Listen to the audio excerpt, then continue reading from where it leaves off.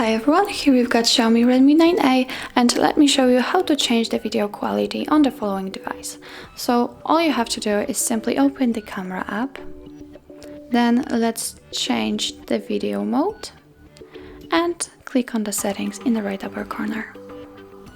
And the two options we can choose from is the 1080p or 720p. So let me pick 720p.